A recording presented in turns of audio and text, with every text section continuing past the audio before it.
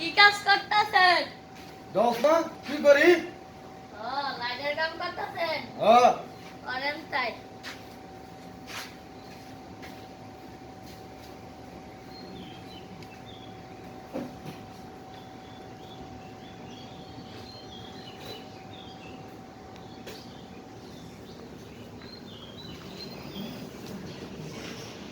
এবার কোলা বিয়া করাইবেন করামু শর্ত আছে দুইটা। এক নম্বর শর্ত হলো কোলা বিয়া করামু বউ লাগবো বুড়ি আর বিয়ান লাগবো সেন্ডি।